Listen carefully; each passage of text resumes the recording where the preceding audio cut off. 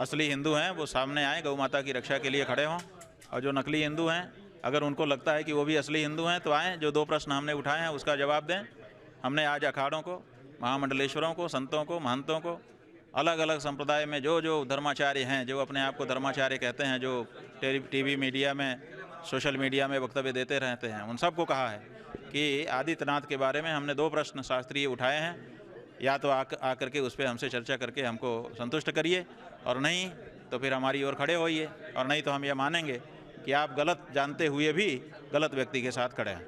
इसको लेकर आप लोग 11 मार्च को अब क्या करने जा रहे हैं? देखिए, 11 मार्च को हम लोग लखनऊ जाएंगे, वहाँ पर घोषित करेंगे कि असली हिंदू हैं कि नहीं है ये।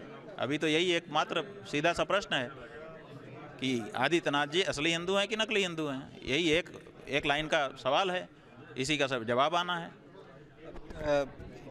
कोई आपके संपर्क में कोई बड़ा नेता या कई कार्यकर्ता भाजपा के हैं जो इस तरह की घटना हुई है मौनी अमावस्या के दिन, उसके बाद से जैसा आप बार बार कह रहे हैं क्षमा मांग रहे हैं, आपके संपर्क में है, क्या कोई बड़ा नेता चेहरा नाम भी है? ऐसा है कि कोई ऐसा बड़ा नेता नहीं, लेकिन बहुत सारे जो भारतीय जनता पार्टी के कार्यकर्ता और जिला स्तर आदि के पदाधिकारी हैं, कुछ विधायक हैं, कुछ पूर्व मंत्री हैं, उन सब लोगों ने हमसे अलग अलग माध्यम से संपर्क करके कहा है कि जो कुछ हुआ है गलत हुआ है, हम लोग बहुत दुखी हैं, अभी बोल नहीं पा रहे हैं, लेकिन समय आने पर हम बोलेंगे भी। क्या लग रहा है 2 डिप्टी सीएम आपको मनाने में लगे रहे हैं?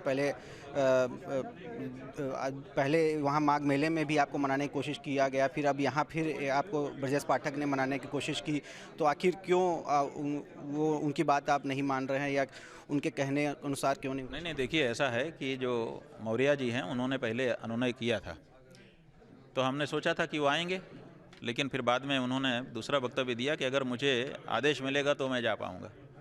तो उनको आदेश नहीं मिला तो आ नहीं पाए, इसलिए बात वो ऐसे ही रह गई। जहाँ तक इनका प्रश्न है, इन्होंने तो ये नहीं कहा है, हमको मनाने की कोई बात नहीं इन्होंने की है। इन्होंने केवल जो बात इनको क्षति पहुँचा रही है, ब्राह्मणों के बीच में जब ये जा रहे हैं, तो जब वहाँ पर लोग प्रश्न पूछ रहे हैं उसका जवाब ये जब नहीं दे पा रहे हैं, तो उस जवाब से बचने के लिए इन्होंने ये बात उठाई है। हमको मनाने की तो कोई बात ही नहीं।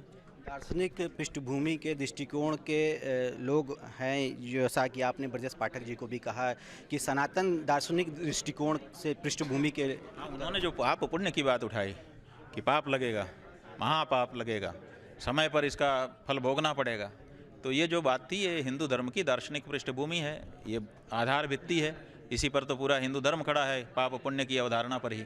तो उसको उन्होंने कहा, तो हमने ये कहा कि भाई ये हिंदू धर्म की अवधारणा की बात कर रहे हैं। मौनी अमावस्या के दिन जो कुछ हुआ उसका असल प्रायश्चित क्या है? अब आखिर में कैसे उसको असल प्रायश्चित माना जाएगा? ऐसा कुछ बात यह है कि प्रायश्चित के पहले जिसको कहते हैं रियलाइज होना, एहसास होना, अनुभव होना कि मुझसे गलती हो गई, और फिर वो गलती क्या है वो पूरा बताए कि हमसे ये गलती हुई, अब हम समझ गए इस बात को। तो जब तक कोई समझता नहीं कि हमसे गलती हुई, तब तक प्रायश्चित कैसे बताया जा सकता है? पहले कोई कहे तो कि हमसे गलती हुई, उसके बाद फिर प्रायश्चित बता दिया जाएगा। शिवपाल यादव कह रहे हैं ब्रजेश पाठक को कि वे इस्तीफा दे दें, अखिलेश यादव भी कह रहे हैं कि वे जाने वाले हैं, तो आखिर में क्या लग रहा है, सीधे आप ब्रजेश पाठक को निशाना बनाएंगे? बात यह है कि वो लोग अपनी राजनीति के अनुसार बोलते हैं, हमारी तो कोई राजनीति है नहीं, हम तो अपने धर्म नीति के अनुसार, धर्मशास्त्र के अनुसार बोल रहे हैं, और जो हम बोल रहे हैं उसका जवाब ना तो योगी आदित्यनाथ दे रहे हैं और ना तथाकथित उनके जितने भी समर्थक हैं वो दे रहे हैं। केवल सब लोग ये कह रहे हैं, कुछ लोग हमसे व्यक्तिगत कह रहे हैं कि महाराज जी अब चुप हो जाइए, महाराज जी अब शांत हो जाइए, महाराज जी कृपा कर दीजिए। कुछ लोग मीडिया में बोल रहे हैं कि हम तो उनके साथ खड़े हैं।